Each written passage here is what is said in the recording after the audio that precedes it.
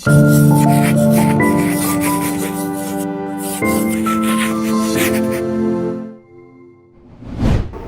Everyone, नमस्कार। राय publication की Hindi classes में आप सभी का स्वागत है। और पिछली क्लास में हमने पढ़ा था व्यंजन संधि। आज हम पढ़ेंगे विसर्ग संधि।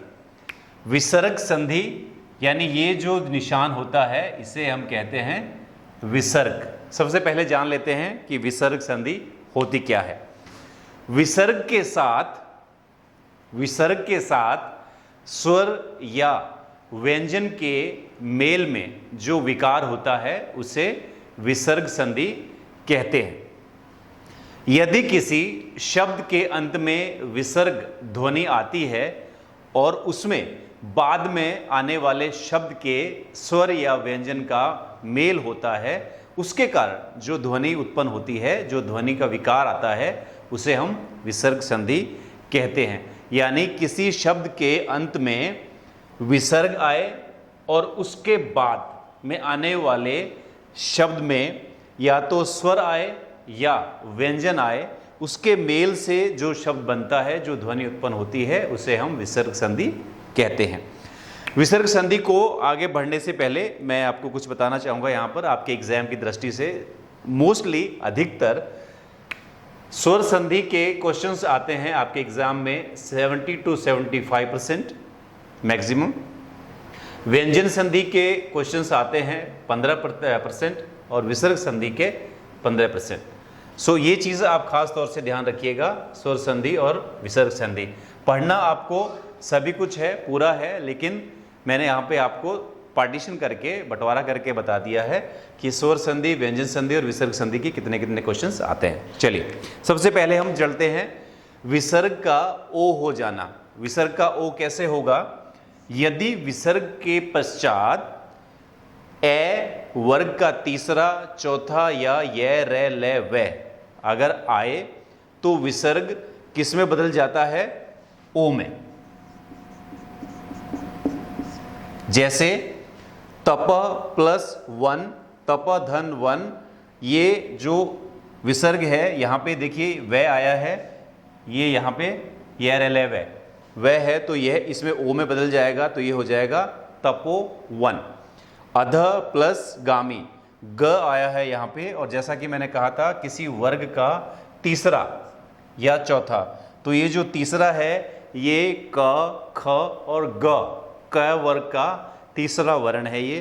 तो यहाँ पर ये जो विसर्ग है ये ग में बदल जाएगा, अधोगामी। वय प्लस वृद्ध, वय प्लस वृद्ध, तो यहाँ पे जो विसर्ग है यहाँ पर व आया है, यहाँ से ये विसर्ग ओ में बदल जाएगा और हो जाएगा वयो वृद्ध। अंततः धन गत्वा, अंततो गत्वा, मन प्लस विज्ञान, मनो विज्ञान, ये विसर्ग का ओ हो जाना। विसर्ग का ओ कैसे होगा एक बार फिर से मैं बता देता हूँ। विसर्ग प्लस विसर्ग धन या तो ए आए या वर्ग का तीसरा, चौथा या य, रे, ले, वे अगर आता है तो ये ओ में बदल जाता है। आगे बढ़ते हैं। नियम नंबर 2, यदि विसर्ग के बाद ए के अतिरिक्त अन्य स्वर वर्ग का तृतीय, चतुर्थ या पंचम, वर्ग का तीसरा, चौथा या पांचवा अगर वर्ण आता है या फिर य, रे, ले, वे होता है तो वो विसर्ग रे में बदल जाएगा। जैसे आयु धन वेद, यहां पर जो विसर्ग है वो रे में बदल गया, तो ये हो गया आयुर्वेद। ज्योति धन मय, ज्योतिर्मय। चतु प्लस धन दिशि, चतुर्दिशि। यानी कोई कंफ्यूजन? ओ कैसे होगा? अगर ए वर्ग का तीसरा, चौथा और य, रे, ले, वे आ जाए। रे कैसे बनेगा? यदि विसर्ग के बाद ए के अतिरिक्त, विसर्ग के पश्चात ए के अतिरिक्त अन्य स्वर वर्ग का तीसरा, चौथा या पांचवा या फिर य, रे, ले, वे हो तो वो रे बन जाता है। अगले नियम की तरफ बढ़ते हैं। यदि ई या ऊ से युक्त विसर्ग का योग च, छ और श से होता है तो विसर्ग क्षय हो जाएगा।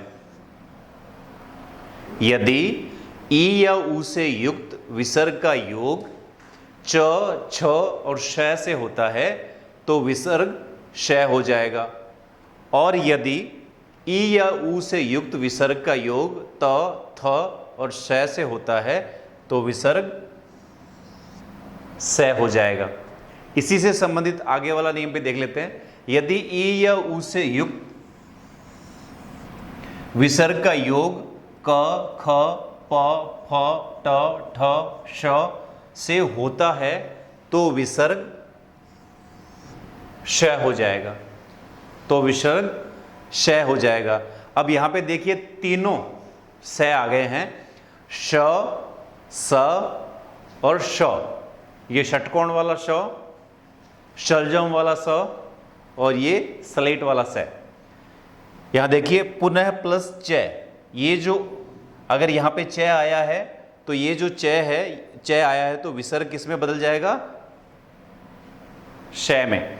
पुनश्च तप प्लस चर्या, यहां पर विसर्ग के बाद में क्या आया है?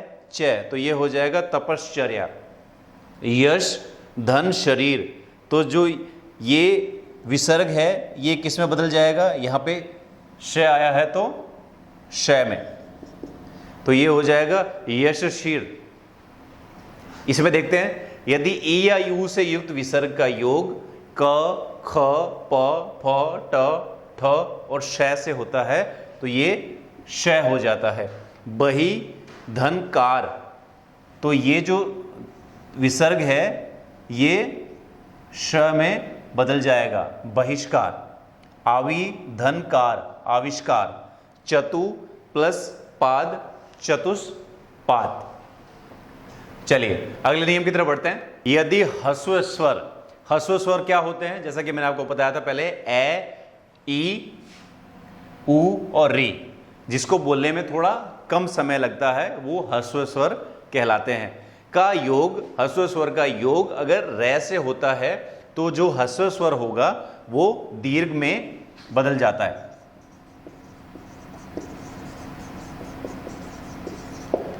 और दीर्घ स्वर कौन से होते हैं? आ, ई, उ, ए, ऐ, ओ और औ। अब यहां पर देखते हैं, नी,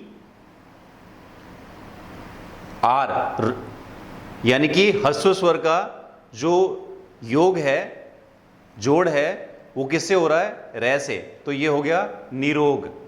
नी प्लस रव, नीरव। ये आपको ध्यान रखना है, ह्रस्व स्वर का योग अगर रे से हो रहा है तो वो ह्रस्व स्वर दीर्घ में बदल जाता है। ये खास तौर से ध्यान रखिएगा। ये थी हमारी विसर्ग संधि की परिभाषा और विसर्ग संधि के नियम